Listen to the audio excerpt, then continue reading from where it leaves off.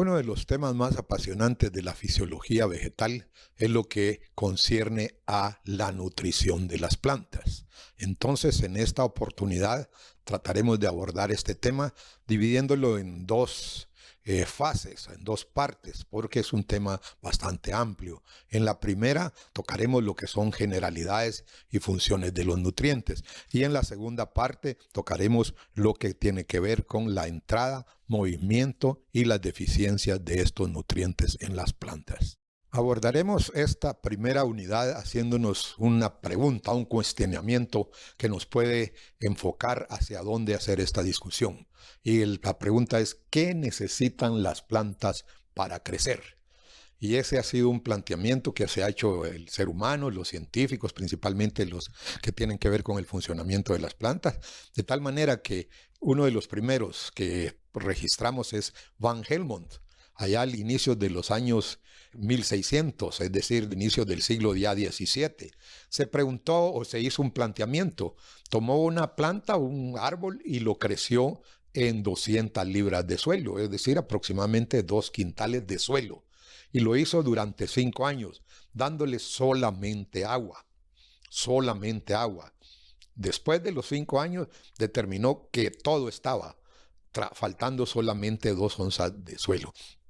Recordemos que inicialmente era un tanto empírico, pero él hizo ese planteamiento de 200 libras, prácticamente solo le faltaban 2 onzas durante 5 años. Entonces su conclusión fue: agua es el único nutriente esencial para las plantas, pues prácticamente, estadísticamente, para las plantas no era significativo lo que absorbían del suelo, 2 onzas.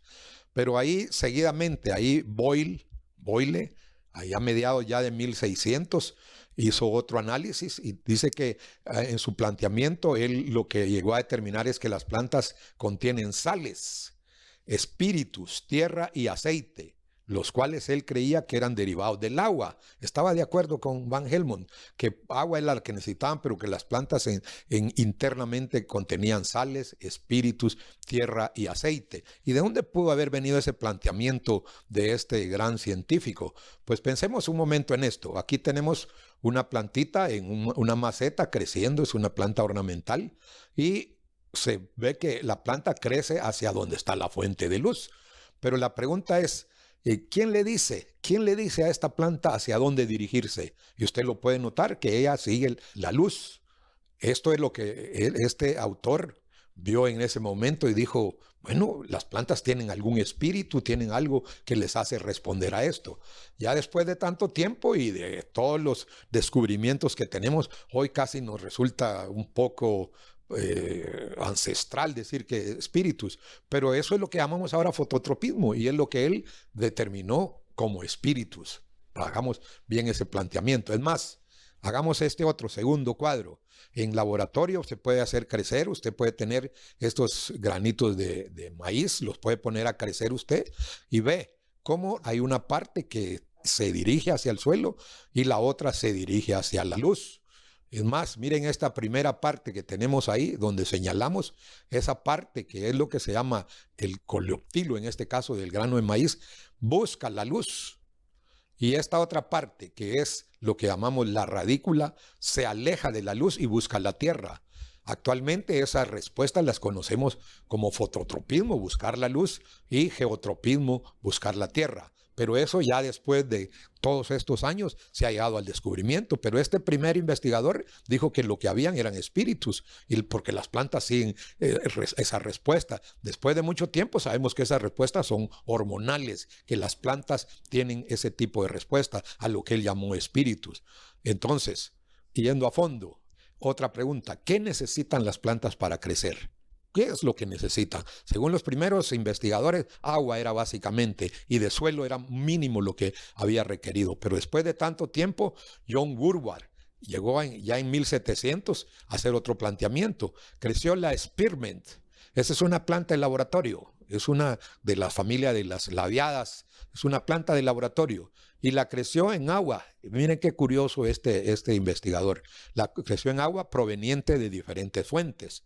Tomó agua fresca, agua lodosa, probablemente agua pura, si fuera en nuestros tiempos, pudiera haber tomado agua salvavidas, todas estas fuentes de agua. Pero después de todo su análisis concluyó que tierra, ahí sí ya demostró principalmente donde usó tierra, agua lodosa, y demostró que tierra, no agua, era el principal nutriente de la vegetación. Ya hubo un poco de contradicción, pero esto ya era un siglo después. Seguidamente, Jethro Tull, casi en la misma, muy contemporáneo de Woodward, ya en su análisis él creía que las raíces comían suelo, ya iba tomando forma esto, que comían suelo, hasta que viene Justus von Liebig a inicios de 1600, hizo un gran descubrimiento y dijo que el C, o sea el carbono en las plantas, viene de la atmósfera, el H y el O vienen del agua, los otros elementos del suelo, que son componentes fundamentales de las plantas. De tal manera que a este investigador von Liebig se le conoce como el padre de la nutrición vegetal, el padre prácticamente de la fisiología vegetal. Entonces, ahora ya más concretamente, ¿de qué están hechas las plantas?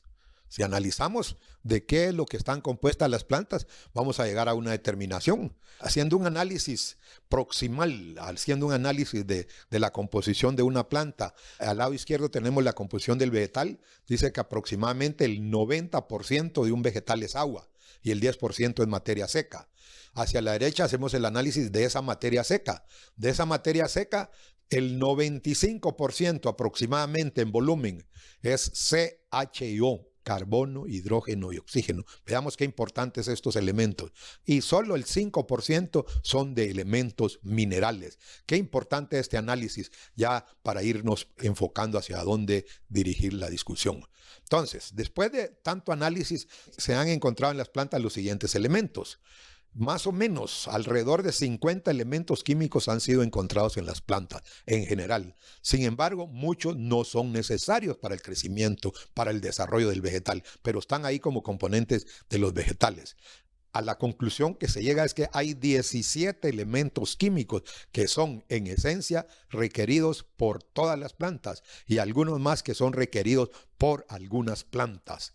Las plantas son aproximadamente, ya dijimos, 90% agua y 10% sólidos. De los sólidos, solamente ya haciendo el análisis, cerca del 5 al 10% realmente viene del suelo. Razón tenía aquel primer señor cuando encontró que solamente 2 onzas de suelo fueron absorbidas durante 5 años. Así que el 5 al 10% viene del suelo.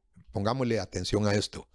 Entonces, haciendo este análisis, elementos nutrientes esenciales, ya dijimos que habían aproximadamente, bueno, ya está definido 17 elementos esenciales. Y entonces hagamos ese análisis. Un elemento es esencial si funciona de alguna manera en el metabolismo de la planta. Específicamente, elementos esenciales son aquellos para los cuales se cumplen 3 requisitos. Primero, es imposible para la planta completar su ciclo de vida sin ese elemento.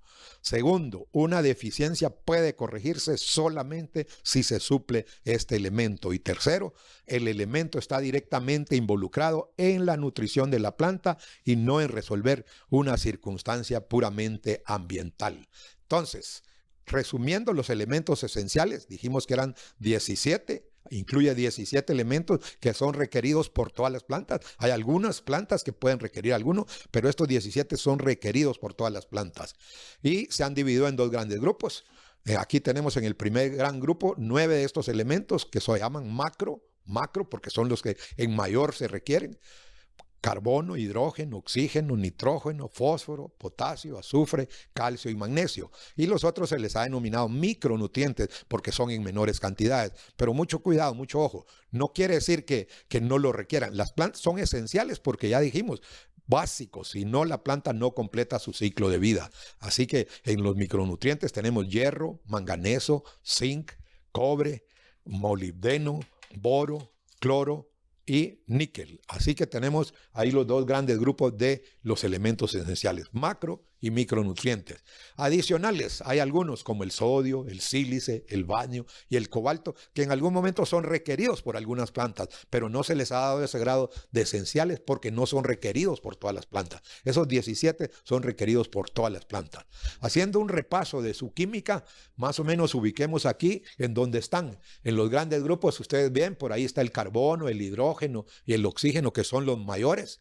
Dijimos que eran los más importantes de todo, el 95% de una planta está hecha de eso. Y después vienen algunos otros compuestos como como el nitrógeno, el fósforo, el potasio, y agregamos por ahí el calcio y magnesio, que son los macro, para que vean cómo están ubicados en la tabla. Pero después tenemos todos estos en verde, que son los micro. Entre esos tenemos el boro, el manganeso, el hierro, el níquel, el cobre, el zinc, el cloro. Esos son los elementos, los micronutrientes. ¿De dónde viene esta determinación? La vamos a hacer un análisis posterior. Pero primeramente miremos cómo están organizados según su posición en la tabla periódica. Ya los ubicamos ahí, pero se los ubica como no metales. Entre esos tenemos el carbono, hidrógeno, oxígeno, nitrógeno, fósforo, cloro, azufre y el boro. Estos son los no metales. Pero luego tenemos los metales terrestres, álcali y alcalinos, el potasio, el magnesio y el calcio. Y los metales transicionales, que son estos 6, manganeso, hierro, níquel, cobre, zinc y molibdeno. Eso es más o menos cómo da esa organización para que nos quede principalmente en lo que es la parte química, cómo se organizan en la tabla periódica.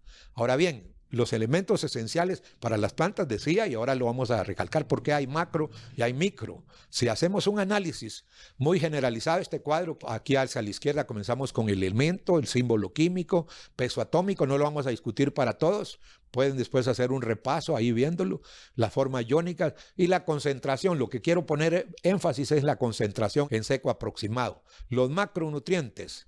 Aquí no incluimos ni el carbono, ni el hidrógeno, ni el oxígeno. Ya se los voy a decir al final por qué. Pero aquí están el nitrógeno.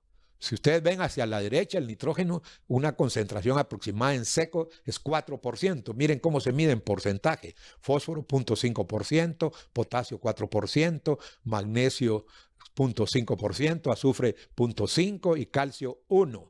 Es decir, aquí no incluimos ni carbono, ni hidrógeno, ni oxígeno. Pero estos 6 son los macro que sí vamos a ver por qué se les considera importantes. Pero ahí está en porcentaje. Ahora veamos, en los micronutrientes cambió la escala. Esos ya no van en porcentaje porque son micro. Hacia la derecha tenemos su concentración. El hierro, por ejemplo, está en 200 partes por millón.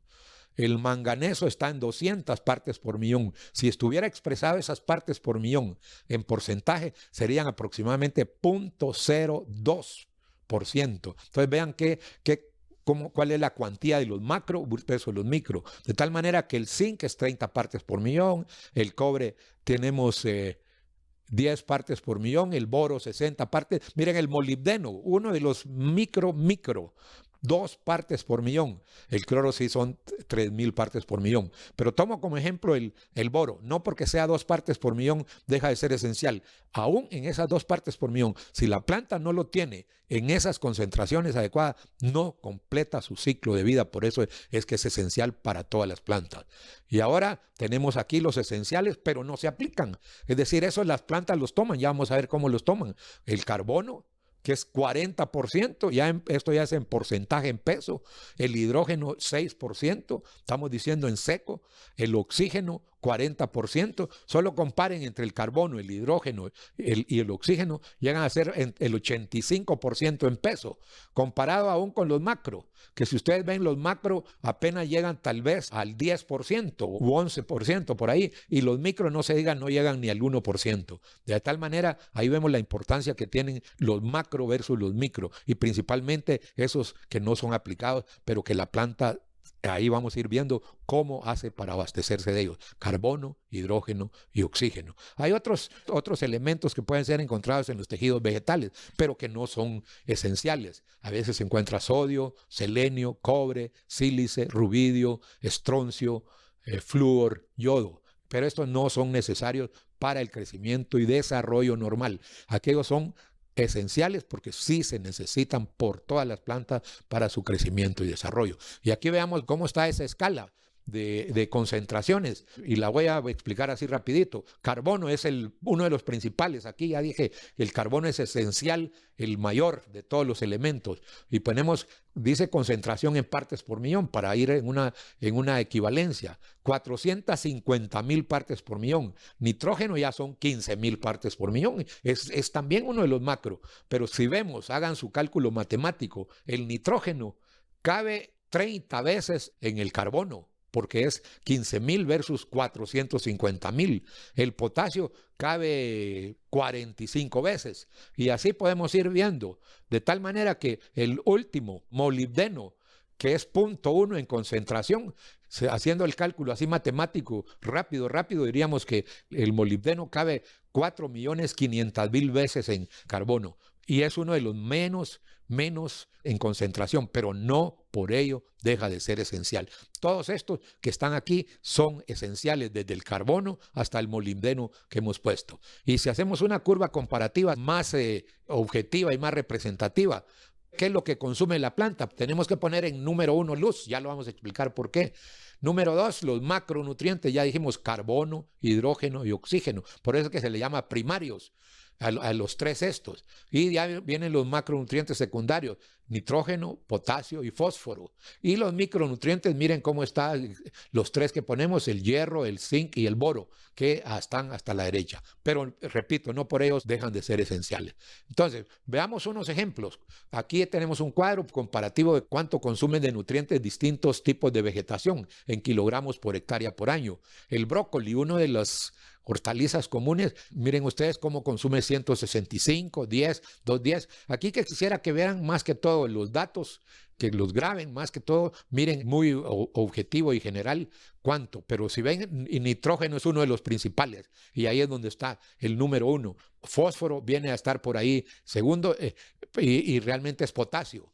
Tenemos la costumbre de decir NPK, pero debería ser en cuantía, en lo que la planta consume anualmente es NK. El potasio, si ven en la tercera columna, el potasio es uno de los principales. Y ahí en cuanto al forma en calcio, a excepción del alfalfa, un cultivo que sí es muy exigente en calcio y otros componentes, pero la mayoría, si ustedes ven brócoli, apio y los demás que tenemos, pero lo principal es NPK. Nitrógeno, fósforo y potasio. Pongamos un ejemplo en caña de azúcar, un cultivo que les decía pues que por ahí gracias a Dios lo manejo bastante bien, pero aquí está un poco en inglés, yo tomé de una publicación ahí, pero dice que para obtener una producción, eso es el yield, una producción de 100 toneladas de caña por hectárea. Eso es una media, la media nacional en Guatemala son 100 toneladas por hectárea. Se necesitaría de nitrógeno, la forma del nitrógeno, 200 kilogramos por hectárea. Y para esa misma cantidad de caña se necesitarían 100 kilogramos, ahí está indicado la forma como entra el fósforo, que es P2O5, y 450 kilogramos de K2O, muy exigente en potasio. Eso equivaldría, por ejemplo, aquí estamos diciendo 9 bolsas, es porque es una medida inglesa, una bolsa es más o menos 45 kilos, así como se vende el cemento en Guatemala, casi es un quintal, o sea, necesitaría un quintal de urea, necesitaría 10 quintales de superfosfato, así se utiliza el fertilizante, y necesitaría 15 quintales de muriato de potasio. Eso es común. Sin embargo, hay que hacer un análisis de suelo. Muchos de nuestros suelos no necesitarían potasio porque son de origen volcánico, eso ya lo sabemos, pero es otra historia. Pero aquí lo que está es cuánto consume, sea del que ya tiene en el suelo por el origen volcánico o que hay que agregárselo, pero más o menos es el equivalente de lo que necesita. Entonces, las recomendaciones que actualmente van de acuerdo a los análisis de suelos podían ir, por ejemplo, para lo que decíamos, para producir las 100 toneladas por hectárea, más o menos equivaldría entre 200 a 300 kilogramos de nitrógeno por hectárea, que sería de 9 a 13 quintales de urea, de 0 a 200, dependiendo del tipo de suelo, a kilogramos de P2O5, eso equivaldría a aproximadamente entre 0 a 20 quintales de triple superfosfato y 0 a 280 kilogramos de K2O, que darían de 0 a 9 quintales de muriato de potasio. Pero ese es un generalizado. Ahora, rapidito vamos a ver qué factores afectan la concentración de nutrientes en la planta. ¿Qué es lo que afecta cómo están concentrados los nutrientes? El estado fisiológico, el órgano muestreado, posición en la planta y otras consideraciones ya como variedades, edad y nivel productivo. Veamos aquí factores que afectan entonces el estado fisiológico. Aquí rapidito vemos en la primera gráfica está el nitrógeno en la hoja, que es principalmente donde ejerce su función. Y ahí está dado en gramos por kilogramo de peso. Entonces ahí vemos, dependiendo del estado fisiológico, el nitrógeno va para arriba. Claramente tenemos ahí en la fecha esa de 9 de julio, cómo veíamos el nitrógeno, el contenido que había en la hoja y el rendimiento por manzana. Este es en caso de maíz, el rendimiento de maíz, ya para darlo de acuerdo a la cantidad de nitrógeno. Y en la segunda gráfica es para hacer un análisis de acuerdo al estado fisiológico. Y el eje nos dice que días después de la siembra. Entonces, obviamente, el nitrógeno se requiere más o menos ahí entre los 10 a 20 días, que es cuando la planta está en desarrollo vegetativo. Por eso estamos diciendo el estado fisiológico. Y en la mayoría estamos viendo que es, arriba tenemos potasio, aquí tenemos cobre, tenemos nitrógeno y tenemos manganeso. En la mayoría vemos cómo principalmente en el nitrógeno, en el potasio, también en el cobre se manifiesta que ahí por los 10, 15 días es cuando más se requiere esos nutrientes en la planta. Otro es el órgano muestreado, dependiendo de qué órgano muestremos. Ustedes ven cómo se puede encontrar mayor cantidad de nitrógeno cuando se muestrean las hojas y de acuerdo al nitrógeno en la planta entera. O sea, vamos viendo que en la hoja es donde más se concentra el nitrógeno. Obviamente en las raíces es poco menos y en los tallos también mucho menos. Ahora, eso va a depender, que es la otra parte que vamos a ver en la segunda parte de esta unidad, lo que son las funciones de los nutrientes. ¿Qué funciones tienen, por ejemplo, el nitrógeno, cada uno de estos nutrientes? Y la posición en la planta. Aquí tenemos una gráfica mostrando la concentración en la materia seca. A la izquierda, en la gráfica de la Y, y en la X tenemos la posición de la hoja en el tallo. La 1 es la superior, comenzando de arriba para abajo. Ustedes ven que en la 1 es, y en la 2, en la 3, en la 4, en las hojas superiores es donde más se concentran potasio, nitrógeno,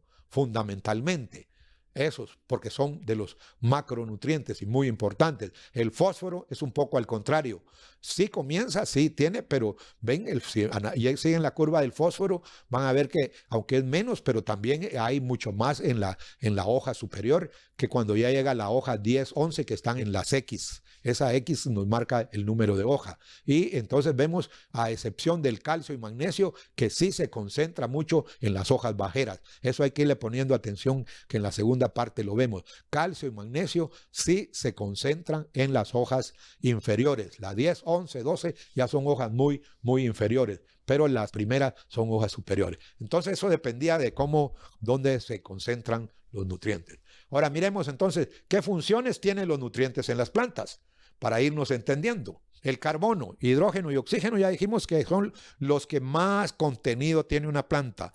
Más o menos el 85-90% de la constitución de una planta es de carbono, hidrógeno y oxígeno. Entonces, ahí está, son los principales componentes estructurales de las plantas. Ya vamos a hacer un análisis rápido de eso. El nitrógeno, también uno de los macronutrientes, es componente de los aminoácidos, deben saberlo ustedes, de los ácidos nucleicos, de las proteínas, de la clorofila.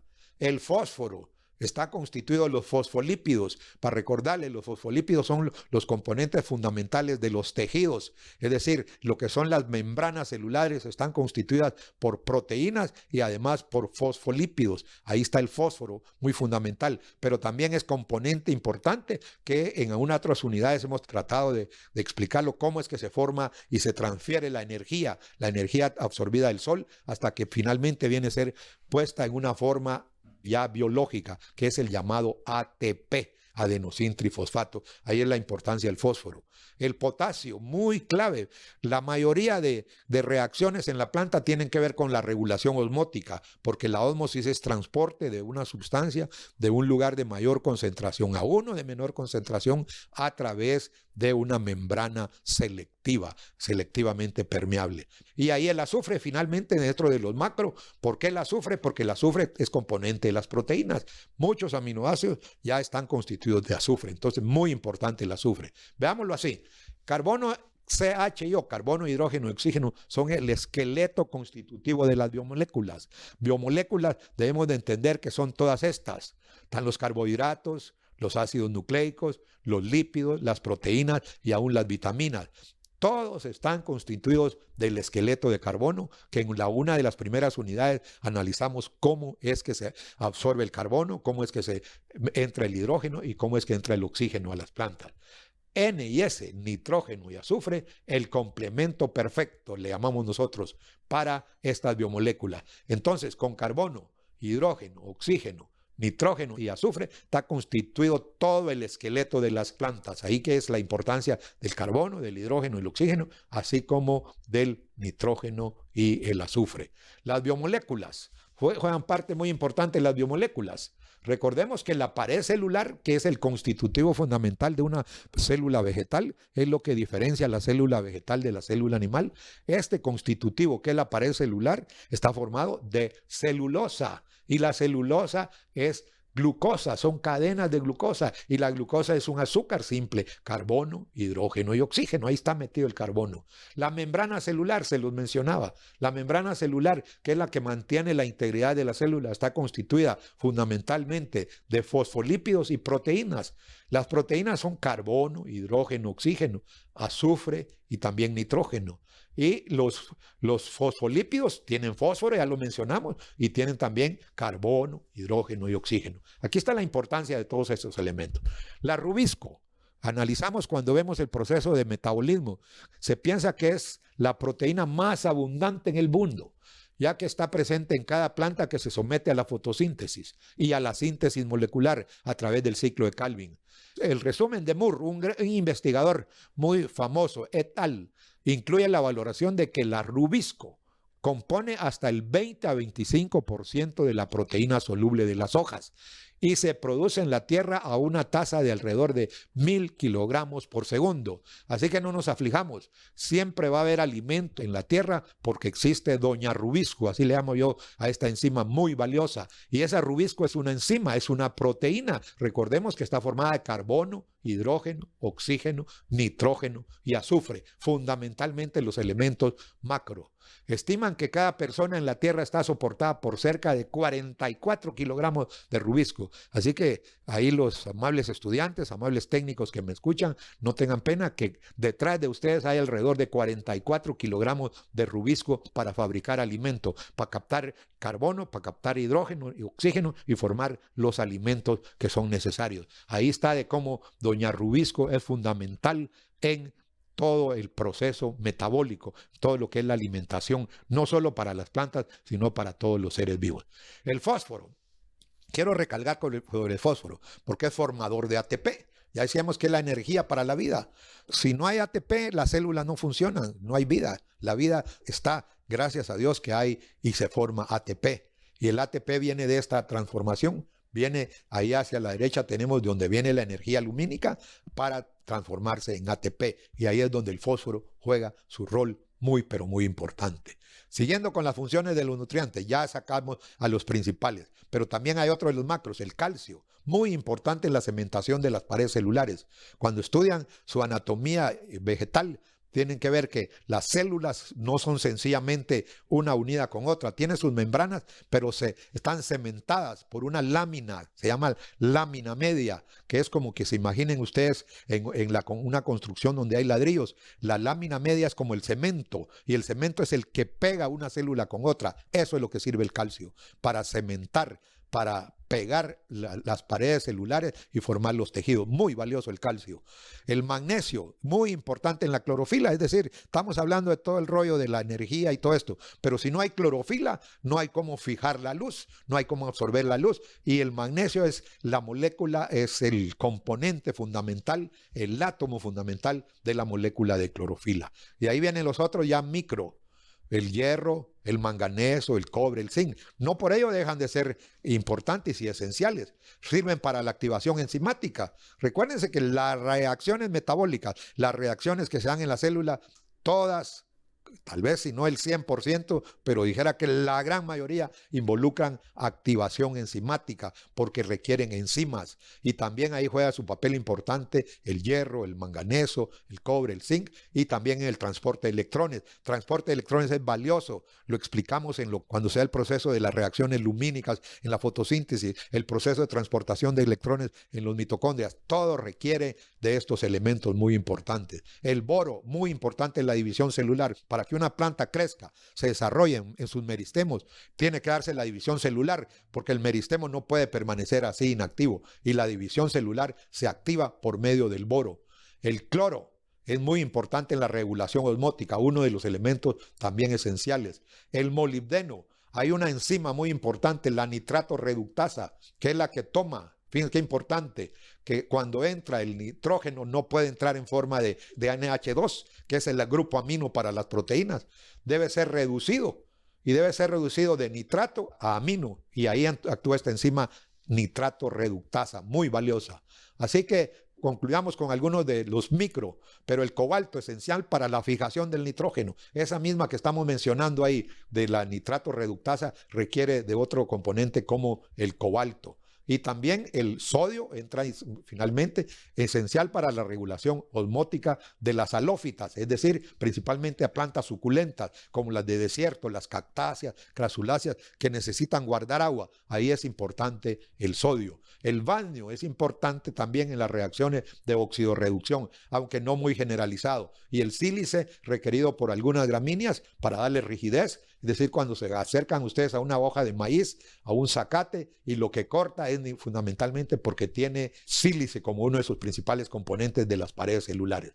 El níquel esencial para leguminosas, ese sí ya es más restringido, no para todas las plantas, pero ahí se requiere, por eso que las leguminosas pueden fijar nitrógeno del aire, nitrógeno atmosférico, N2, por medio de una enzima ureasa, y ahí actúa mucho el níquel. Así que concluimos con esto, la primera fase, la primera parte de esta unidad, con lo que es generalidades de los nutrientes, para pasar a una segunda unidad.